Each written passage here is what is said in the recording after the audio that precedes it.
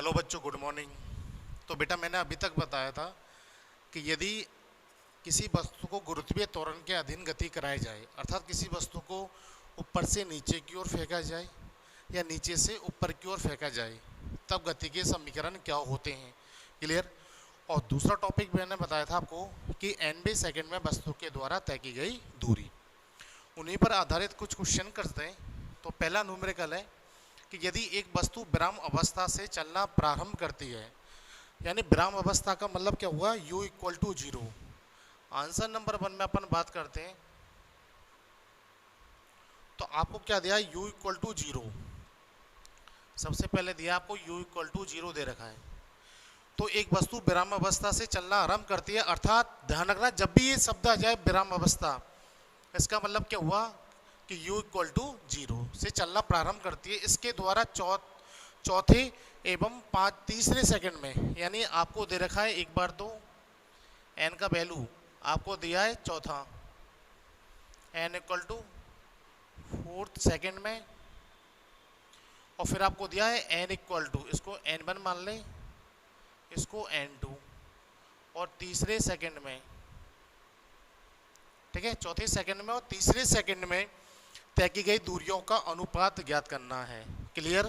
तो यदि मैं मान लेता हूं कि चौथे सेकंड में तय की गई दूरी यदि s1 है, क्लियर, और तीसरे सेकंड में तय की गई दूरी यदि s2 है, तो इन दोनों का अनुपात आपको ज्ञात करना है। क्लियर। यानी इसको इस प्रकार से भी लिखा जा सकता है कि चौथे सेकंड में तय की गई दूरी और तीसरे सेकंड में तय की गई दूरियों का अनुपात। क्लियर बेटा, ये डाटा आपको दिया गया है। तो चौथे सेकंड में और तीसरे सेकंड में वस्तु के द्वारा तय की गई दूरी का अनुपात ज्ञात करना है। सबसे पहले nवे सेकंड में वस्तु के द्वारा, nवे सेकंड में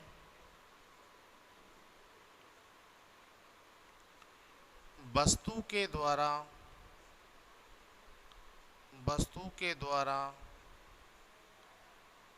तय दूरी। तो nवे सेकंड में वस्तु के द्वारा तय की गई दूरी का फॉर्मूला होता है Sn इक्वल टू क्या होता है, u प्लस a/2 और 2n माइनस 1। यही फॉर्मूला होता है बेटा, क्या होता है Sn equal to u plus a/2 2n minus 1। तो यही फॉर्मूला मैंने आपको बताया था कि किसी वस्तु के द्वारा nवे सेकंड में तय की गई दूरी का फॉर्मूला होता है Sn equal to u plus a/2 2n minus 1। अब देखो, सबसे पहले चारवें सेकंड में तो n की जगह क्या रख देंगे, 4, तो n इक्वल टू क्या रख देंगे, 4। n इक्वल टू 4 रखने पर, क्लियर। अच्छा, प्रारंभिक वेग क्या दे रखा है, 0, तो 0 प्लस a/2, अच्छा 2 इंटू 4 माइनस 1। क्लियर। या S4 इक्वल टू ये हो जाएगा a/2, 4 दूनी 8, 8 में से 1 गया, कितने बच्चे बेटा, 7, तो इनटू में कितना जाएगा, 7। कोई दिक्कत, इसको डाल दो क्वेश्चन नंबर फर्स्ट, ठीक है। इसी प्रकार तीसरे सेकंड में, अब तो थर्ड सेकंड में तय दूरी, तो तीसरे सेकंड में तय की गई दूरी की जगह n इक्वल टू आप क्या रखोगे, 3। क्लियर। तो ये बन जाएगा S3 इक्वल टू u का वैल्यू 0 दे रखा है, प्लस a/2 की जगह a/2 और 2 इंटू 3 माइनस 1। क्लियर बेटा। आगे देखो, ये तो a/2 तो एज इट इज आ जाएगा, 2 इंटू 3 यानी 6 माइनस 1, आपके पास कितना आ गया, 5। क्लियर। और ये क्वेश्चन नंबर 2 और ये हो गया S3। क्लियर।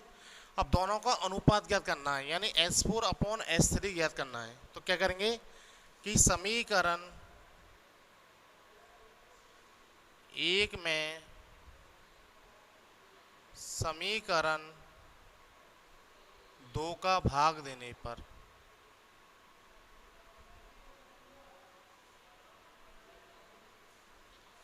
अर्थात S4 upon S3 equal to क्या आएगा a/2 into 7 upon a/2 into 5। a/2 से a/2 कैंसिल, तो आपके पास आ गया S4 upon S3 equal to 7 upon 5। बताओ बेटा किसी प्रकार की कोई दिक्कत?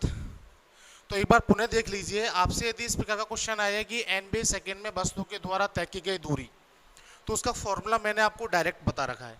अब चूंकि आपको दे रखा कि ब्रह्म अवस्था से चालू करती है अपनी जर्नी को, गति को, यानी u इक्वल टू आपको क्या दिया है 0, तो प्रारंभिक वेग 0 रख देंगे।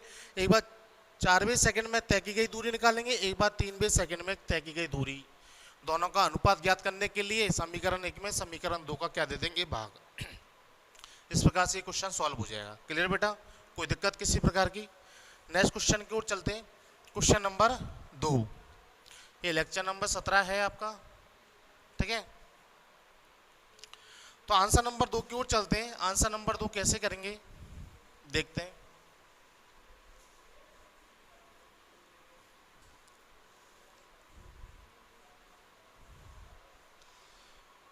तो आंसर नंबर 2 के बारे में बात करते हैं। आंसर नंबर 2 क्या कह रहा है कि एक गेंद को u वेग से ऊपर की ओर फेंकने पर यह h ऊंचाई तक जाती है। यानी किसी गेंद को मैंने u वेग से फेंका और वो सपोज h ऊंचाई तक जाती है, और वो कब तक जाएगी? जब तक उसका अंतिम वेग शून्य नहीं हो जाता। ध्यान रखना, एक बात का विशेष ध्यान रखना, कोई भी वस्तु को यदि मैंने ऊपर की ओर फेंका है तो वो वस्तु कब वापस आती है? जब उसका अंतिम वेग क्या हो जाता है बेटा? शून्य। जब वस्तु का अंतिम वेग शून्य हो जाता है तभी वो वस्तु नीचे की ओर आने लगती है। क्लियर? तो किसी एक वस्तु को u वेग से ऊपर की ओर फेंकने पर यह h ऊंचाई तक जाती है। यदि वेग को दुगना कर दें तो ऊंचाई पर क्या प्रभाव पड़ेगा, ये करना है। अब चूंकि किसी वस्तु को मैंने ऊपर की ओर फेंक रहा है, तो ऊपर की ओर फेंकने पर जो समीकरण होता है वो क्या होता है? v² equal to u² minus 2gh। यदि किसी वस्तु को u वेग से ऊपर की ओर फेंका जाता है h ऊंचाई तक, तो उसके लिए सूत्र होता है v² equal to u² minus 2gh। Clear? अब मैं कह रहा हूं कि यदि वस्तु को ऊपर की ओर फेंका है तो वस्तु वापस नीचे की ओर कब आएगी? जब उसका अंतिम वेग क्या हो जाता है? शून्य। यानी वस्तु यदि वापस आ रही है इसका मतलब उसका अंतिम वेग क्या हो गया? 0। तो यहाँ पे 0 रख देंगे। प्रारंभिक वेग क्या दे रखा है आपको? u ही दे रखा है माइनस 2gh। अच्छा, दोनों में u और h में रिलेशन निकालना है, तो उसको मैं ले सकता हूँ u² equal to 2gh। Clear? या फिर h equal to u² upon 2g। अब चूंकि g तो कांस्टेंट है, इसका मतलब h समानुपाती क्या आ गया? u²। यानी h का जो मान है वो प्रारंभिक वेग u पर डिपेंड करता है। अब उसने दे रखा यदि u को 2u कर दिया जाए, u को यदि 2u कर दिया जाए अर्थात प्रारंभिक वेग को दुगना कर दिया जाए, तो ऊंचाई पर क्या प्रभाव पड़ेगा? देखो, यदि मैं प्रारंभिक वेग u को दुगना कर दूं तो h समानुपाती u की जगह 2u रखेंगे तो 2u का स्क्वायर करेंगे तो बेटा कितना आ जाएगा? h समानुपाती 4u²। यानी जो ऊंचाई है वो कितनी गुना हो जाएगी? 4 गुना। तो ध्यान रखना, चूंकि h समानुपाती होता है u² के, यानी h की वैल्यू प्रारंभिक वेग पे या प्रारंभिक वेग के वर्ग के समानुपाती होती है। अब यदि मैं प्रारंभिक वेग को दुगना कर दूं तो बेटा ऊंचाई कितनी हो जाएगी? 4 गुना। ध्यान रखना, तो यदि प्रारंभिक वेग को मैं दुगना कर दूं तो ऊंचाई कितनी गुना हो जाएगी? 4 गुना। कोई दिक्कत किसी प्रकार की? क्या लिया मैंने यहाँ पर? गति का तीसरा समीकरण काम में लिया है। चूंकि वस्तु को नीचे से ऊपर की ओर फेंका जा रहा है इसलिए माइनस आता है, माइनस जी, यानी गुरुत्वीय त्वरण की दिशा हमेशा आती है ऊपर से नीचे की ओर, लेकिन मैं वस्तु को नीचे से ऊपर की ओर फेंक रहा हूँ इसलिए मैं क्या लूंगा? माइनस के जी। तो मैंने माइनस के जी लिया, तो v² equal to u² minus 2gh। अब चूंकि वस्तु वापस कब आती है? जब उसका अंतिम वेग शून्य हो जाता है, तो v इक्वल टू क्या लिया मैंने? 0। तो 0 equal to u² minus 2gh या u² इक्वल टू 2gh, और आपके पास रिलेशन आ गया h समानुपाती u²। यानी यदि प्रारंभिक वेग को दोगुना कर दिया जाए तो ऊंचाई 4 गुना हो जाती है। कोई दिक्कत बेटा किसी प्रकार की? अब तीसरे क्वेश्चन की ओर चलते हैं। तो तीसरे क्वेश्चन में क्या है? तो तीसरा क्वेश्चन देखो, बड़ा अच्छा क्वेश्चन है, काफी बड़ा भी है और अच्छा क्वेश्चन है। इसमें सारे कंसेप्ट आपके क्लियर हो जाएंगे। और ये तीसरा क्वेश्चन आपसे क्या कह रहा है? क्वेश्चन नंबर 3, एक रॉकेट को पृथ्वी के धरातल से यानी पृथ्वी सतह से, ये कोई पृथ्वी की सतह है, ये पृथ्वी की सतह है और ये रॉकेट है।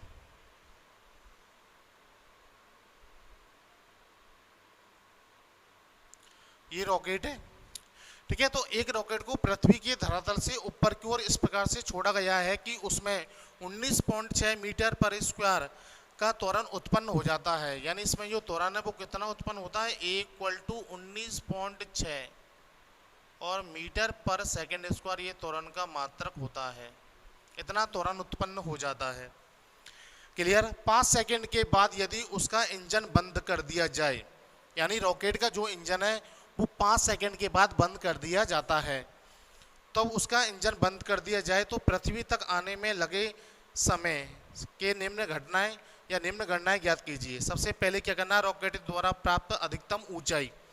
तो रॉकेट के द्वारा प्राप्त अधिकतम ऊंचाई ज्ञात करनी है h, कि रॉकेट के द्वारा प्राप्त की गई अधिकतम ऊंचाई ज्ञात करो, नंबर ए आंसर।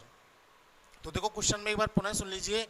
एक रॉकेट है जिसको पृथ्वी की सतह के धरातल से ऊपर की ओर इस प्रकार से छोड़ा गया है कि इसमें जो त्वरण होता है वो कितना होता है, A = 19.6 मीटर पर सेकंड स्क्वायर उत्पन्न होता है। क्लियर। अब वो ये कह रहा है कि 5 सेकंड के बाद यदि उसका इंजन बंद कर दिया जाए, क्लियर, तब उसके द्वारा प्राप्त अधिकतम ऊंचाई ज्ञात करना। तो सबसे पहले क्वेश्चन ने आपसे क्या पूछी है कि रॉकेट के द्वारा प्राप्त अधिकतम ऊंचाई कब, जब उसका इंजन 5 सेकंड के बाद बंद कर दिया जाता है। तो मैं कह रहा हूं कि 5 सेकंड के बाद रॉकेट का इंजन बंद कर दिया जाता है, तो 5 सेकंड के बाद जो रॉकेट का वेग है वो क्या होगा। तो मैं ऐसे लिखूंगा कि 5 सेकंड के बाद 5 सेकंड के पश्चात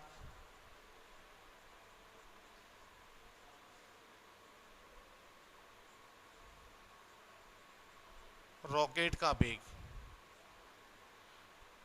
देखो 5 सेकंड के पश्चात रॉकेट का वेग ज्ञात करना है, क्योंकि 5 सेकंड के बाद इंजन को बंद कर दिया जा रहा है। तो 5 सेकंड के बाद इंजन को मैंने बंद कर दिया। मैं कहूँगा कि इंजन बंद करने के बाद उसका वेग क्या होगा सबसे पहले तो, क्योंकि यदि मुझे वेग पता चल गया तो मैं मालूम कर सकता हूँ कि वो अधिकतम कितनी ऊंचाई तक जाएगा। तो मुझे 5 सेकंड के बाद रॉकेट किस वेग से जाएगा वो ज्ञात करना है। तो इसके लिए मैं गति का प्रथम समीकरण काम में लूंगा, B = U + AT। क्लियर है बेटा, B = U + AT। चूंकि इंजन को बंद कर दिया, तो इंजन को बंद कर दिया इसका मतलब उसका प्रारंभिक वेग क्या हो जाएगा, 0। इंजन को बंद कर दिया यानी उसका प्रारंभिक वेग क्या हो जाएगा, 0।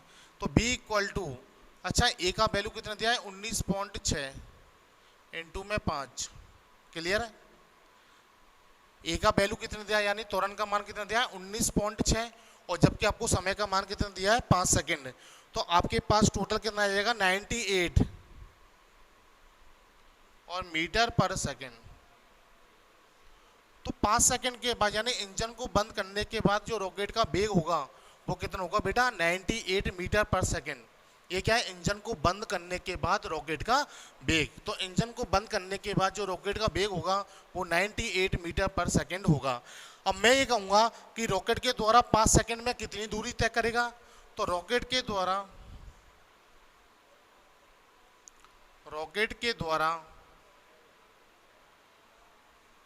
5 सेकंड में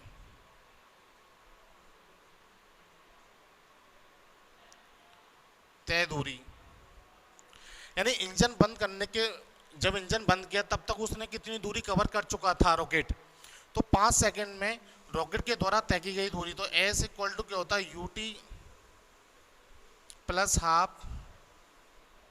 AT², ये होता है।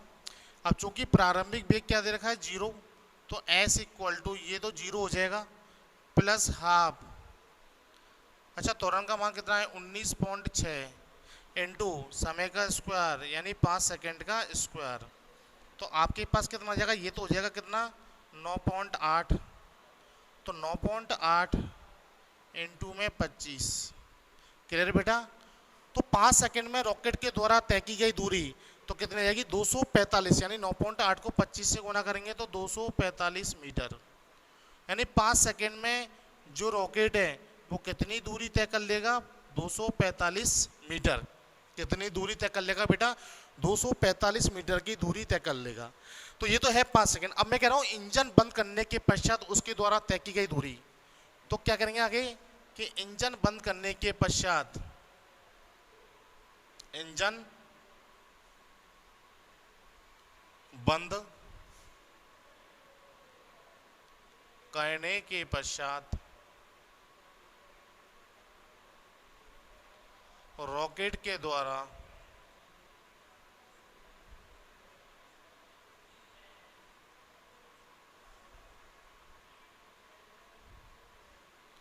अब इंजन बंद करने के पश्चात रॉकेट के द्वारा तय की गई दूरी, यानी इंजन बंद किया तब रॉकेट ने कितनी दूरी तय करी।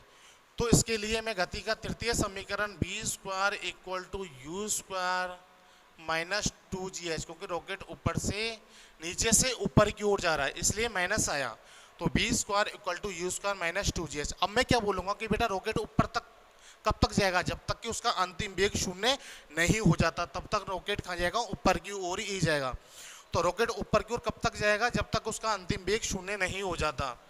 तो जब तक उसका अंतिम वेग शून्य नहीं हो जाता, जब तक रॉकेट कहाँ जाएगा, ऊपर की ओर, यानी 0, v² की जगह क्या जाएगा 0। अब u उसका प्रारंभिक वेग अपन ने निकाल लिया कितना 98, यानी 5 सेकंड के बाद वो इतने वेग से चलता है। तो ये रॉकेट का प्रारंभिक, बेटा ध्यान देना 5 सेकंड के बाद रॉकेट का वेग 98 मीटर पर सेकंड हो जाता है। तो ये क्या हो जाएगा रॉकेट का प्रारंभिक वेग, यानी 98 का क्या करूंगा मैं स्क्वायर, तो 98 का स्क्वायर माइनस 2, जी का मान कितना होता है 9.8 इंटू एच, तो मुझे ज्ञात करनी है।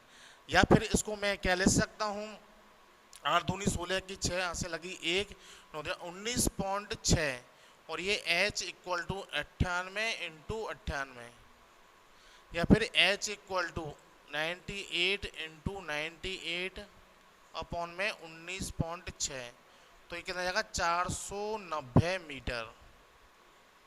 कितना जाएगा बेटा 490 मीटर।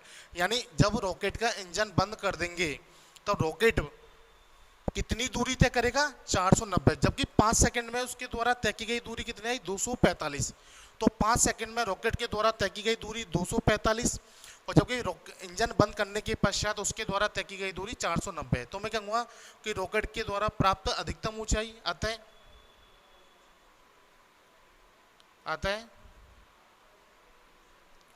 रॉकेट के द्वारा प्राप्त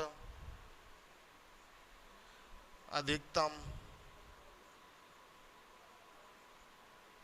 ऊंचाई, तो रॉकेट के द्वारा प्राप्त अधिकतम ऊंचाई यानी h मैक्सिमम, यानी रॉकेट ने कुल कितनी हाइट प्राप्त करी, यानी रॉकेट कितनी दूरी तय करी टोटल। तो देखो 5 सेकंड में उसके द्वारा तय की गई दूरी कितनी आ रही है 245, तो 5 सेकंड में तय की गई दूरी 245, और 5 सेकंड के पश्चात 490, कितनी आ रही है 490। तो बेटा कितना हो जाएगा देखो 5 और 9 4 13 की 3 कहाँ से लगी 1 और 5 और 6 और 735 मीटर, यानी रॉकेट टोटल कितनी दूरी तय करेगा 735 मीटर। तो रॉकेट के द्वारा प्राप्त की गई अधिकतम ऊंचाई कितनी आएगी बेटा 735 मीटर। तो रॉकेट के द्वारा प्राप्त की गई अधिकतम ऊंचाई कितनी आएगी 735 मीटर। क्लियर बेटा। तो इस प्रकार से ये क्वेश्चन नंबर 1 सॉल्व होता है। एक बार पुनः देख लीजिए क्या कह रहा है कि एक रॉकेट को पृथ्वी के धरातल से इस प्रकार से छोड़ा गया कि उसमें त्वरण कितना होता है 9.6, यानी अब वो कह रहा है कि रॉकेट के द्वारा प्राप्त अधिकतम ऊंचाई। तो इसके लिए मैं क्या करूंगा कि सबसे पहले 5 सेकंड के बाद, यानी जब इंजन रॉकेट का इंजन बंद कर दिया जाता है तब रॉकेट का वेग क्या होगा, तो मैंने वो ज्ञात कर लिया 98 मीटर पर सेकंड आया। तो ये प्रारंभिक वेग का काम करेगा इंजन बंद होने के पश्चात। अब 5 सेकंड में रॉकेट के द्वारा तय की गई दूरी कितनी आई 245, जबकि 5 सेकंड के पश्चात यानी इंजन बंद करने के पश्चात उसके द्वारा तय की गई दूरी कितनी आई 490। तो टोटल कितनी दूरी कवर करी रॉकेट ने 245 प्लस 490 इक्वल टू 735 मीटर की दूरी तय करी। क्लियर बेटा। ये तो है आंसर नंबर 1। अब इसी का आंसर नंबर 2 यानी बी पार्ट देखते हैं। तो इसी का देखो बी पार्ट, तो इसी का बी पार्ट देखते हैं। तो बी क्या कह रहा है कि पृथ्वी पर पहुंचने में रॉकेट का वेग, यानी पृथ्वी पर पहुंचने पर रॉकेट का वेग क्या होगा, तो जब वापस आएगा तब रॉकेट का वेग क्या होगा। तो वो ऊपर से नीचे आ रहा है, यानी बी स्क्वायर इक्वल टू क्या होता है यू स्क्वायर प्लस 2gh,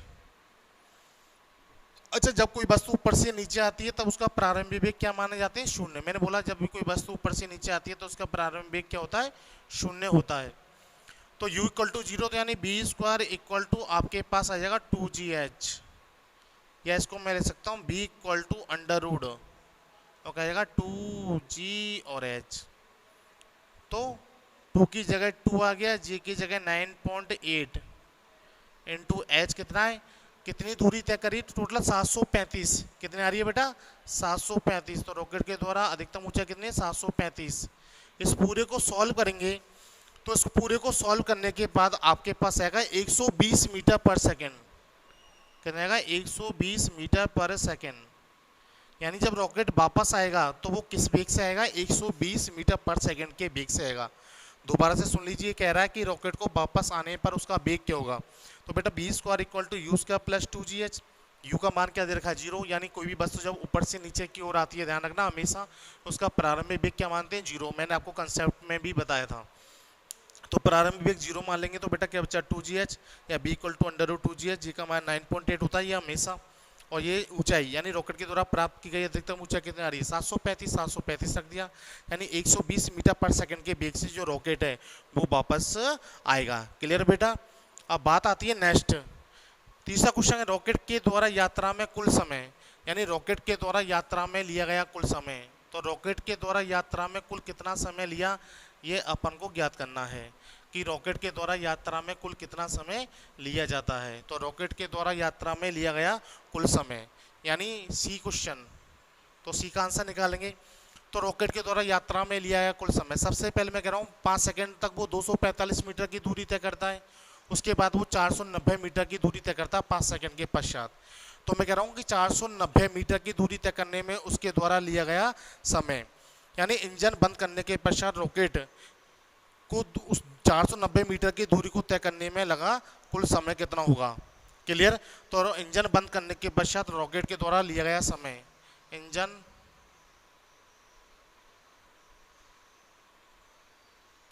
बंद करने के पश्चात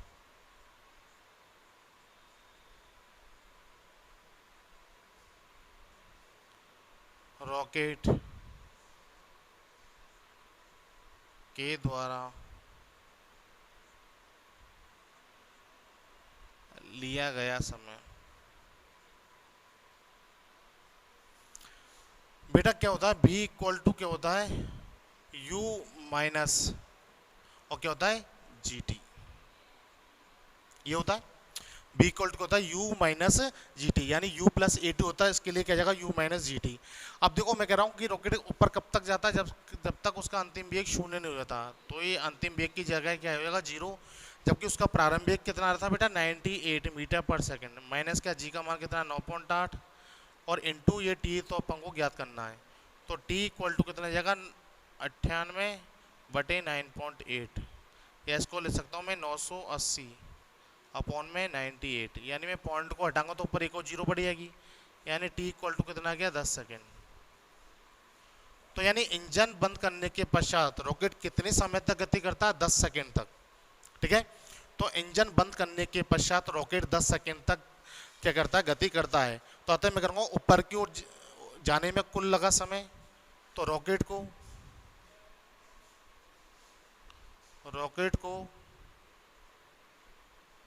ऊपर जाने में लगा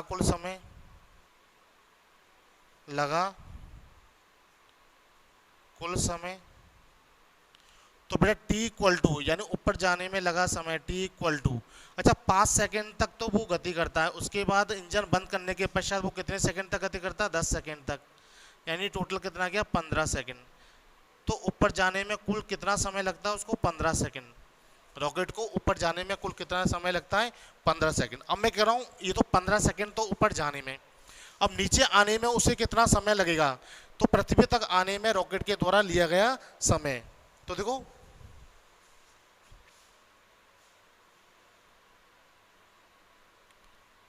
पृथ्वी तक आने में रॉकेट के द्वारा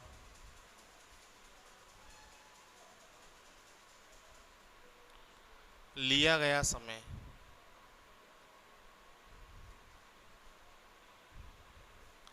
बेटा h इक्वल टू क्या होता है, ut plus half gt square. जब रॉकेट ऊपर से नीचे की ओर आता है, क्लियर बेटा, जब रॉकेट ऊपर से नीचे की ओर आता है तब फॉर्मूला यानी जो गुरुत्वीय त्वरण है उसका मान सदैव कैसे लिया जाता है, धनात्मक। और मैंने आपको बताया था गुरुत्वीय त्वरण की दिशा सदैव ऊपर से नीचे की ओर होती है। तो h इक्वल टू क्या जाएगा, ut plus half gt square. अब चूंकि बेटा ऊपर से नीचे की ओर आ रहा है रॉकेट, तो उसका जो प्रारंभिक वेग है वो क्या मानेंगे, शून्य। तो देखो h की जगह तो 735 आया था, तो 735 प्रारंभिक वेग उसका मैं 0 ले रहा हूं, तो 0 इंटू टी प्लस हाफ, और g की जगह 9.8 ले लूंगा, ठीक है, और टी स्क्वायर की जगह टी स्क्वायर ये तो निकालना है, क्लियर। तो देखो कितना जाएगा, 735 इक्वल टू क्या जाएगा, हाफ इंटू 9.8 और टी स्क्वायर, क्लियर, या t square equal to 2 into 735 upon में 9.8, क्लियर है, कितना हो जाएगा। अच्छा, तो टी स्क्वायर या t equal to under root, यदि मैं 2 इंटू 735 और इसको डिवाइड करूंगा किससे, 9.8 से, तो आपके पास टी स्क्वायर इक्वल टू कितना आएगा, या टी स्क्वायर इक्वल टू आपके पास आएगा बेटा 150, क्लियर, या टी इक्वल टू आपके पास अंडर रूड 150, या फिर इसका मान टी इक्वल टू 12 पॉइंट, क्योंकि 12 इंटू 12 करते हैं तो 144 के करीब आता है, और थोड़ा बहुत और, तो इसका मतलब 12.25 सेकंड के करीब अप्रोक्सीमेट इसका आंसर कितना आएगा, 12.25 सेकंड। तो यानी ऊपर से नीचे आने में रॉकेट के द्वारा लिए गए समय कितना, 12.25, जबकि नीचे से ऊपर की ओर जाने में रॉकेट के द्वारा लिया गया कुल समय कितना रहा आपके पास में, 15 सेकंड, क्लियर। आगे बात समय, तो मैं कहूँगा कि रॉकेट के द्वारा लिया गया कुल समय क्या करना, कि रॉकेट की यात्रा का कुल समय, तो रॉकेट की यात्रा का कुल समय आता है, रॉकेट की यात्रा का कुल समय, तो रॉकेट की यात्रा का कुल समय यानी t इक्वल टू, अच्छा नीचे से ऊपर की ओर जाने में कितना समय ले रहा था, 15 सेकंड, और ऊपर से नीचे की ओर जाने में 12.25 सेकंड। इसका मतलब कितना हो गया कि आपके पास कितना है, 27.25। तो रॉकेट के द्वारा यात्रा में लिया गया कुल समय कितना आ गया बेटा, 27.25 सेकेंड लेता है, क्लियर। तो इस प्रकार से ये क्वेश्चन नंबर 3 भी कंप्लीट होता है, क्लियर बेटा। आगे देखते हैं। तो बेटा आज हम लोगों ने 3 क्वेश्चन कराए, लेकिन जो क्वेश्चन नंबर 3 था ये काफ़ी बड़ा क्वेश्चन था, थोड़ा लेंथी क्वेश्चन है, तो इसको आप इस वीडियो को 2-3 बार देखना। यदि इसमें भी उसके बाद में कुछ समझ में नहीं आए, क्लियर, तो मैंने आपको कल भी बताया था कि मेरा जो व्हाट्सअप नंबर है वो कितना है बेटा, 9509372743। तो मेरा ये व्हाट्सअप नंबर है, इस पर आप कॉल भी कर सकते हो, क्लियर। इस नंबर पर यदि कोई भी दिक्कत हो तो आप पूछ सकते हो। अच्छा, आगे और भी न्यूमेरिकल है, उन न्यूमेरिकल को अपन कल डिस्कस करेंगे। Thank you.